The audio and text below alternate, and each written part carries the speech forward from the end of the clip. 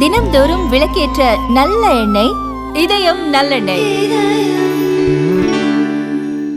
உலகளவில் mobile phone பயன்பாடு அதிகரித்து வரும் நிலையில் பயனர்களின் தரவுகளை கண்காணிப்பதாக கூகுளுக்கு எதிராக பல்வேறு குற்றச்சாட்டுகள் எழுந்துள்ளன.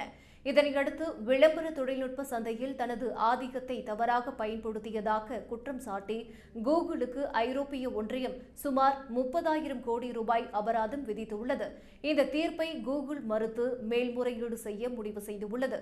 அதற்காக 60 நாட்கள் அவகாசமும் வழங்கப்பட்டுள்ளது. கூகுள் கடந்த காலங்களில் சுமார் 13 லட்சம் கோடி ரூபாய் அபராதம் செலுத்தியிருந்தது குறிப்பிடத்தக்கது. இதே சமயம் ஐரோப்பிய ஒன்றியம் கூகுளுக்கு மட்டுமின்றி ஆப்பிள் நிறுவனத்திற்கும் 17 லட்சம் கோடி ரூபாய் அபராதம் விதித்திருந்தது.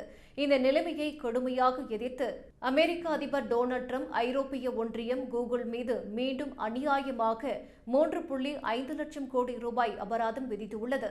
இதுபோன்ற அபராதங்கள் வரிகளை விட அதிகமாகிவிட்டன. இது நியாயமற்றது.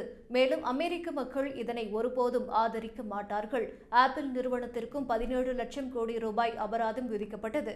கட்டாயத்தின் பேரில் அவர்கள் அதை செலுத்தினர். அந்த பணத்தை திருப்பி வழங்க வேண்டும். இல்லையெனில் அமெரிக்க நிறுவனங்களுக்கு எதிராக விதிக்கப்படும் அநியாயமான அபராதங்களை ரத்து செய்ய பிரிவு 301 நடவடிக்கையை எடுக்க வேண்டிய நிர்பந்தம் ஏற்படும். முன்பே கூறியபடி இப்படிப்பட்ட பாரபட்ச நடவடிக்கைகளை அமெரிக்கா அனுமதிக்காது என்று தெரிவித்துள்ளார். மேலும் ஐரோப்பிய ஒன்றியத்தின் முடிவால் வருத்தப்படுகிறோம் என்றும் கூகுள் சிறப்பாக செயல்பட்டு வருவதாகவும் ட்ரம்ப் குறிப்பிட்டுள்ளார்.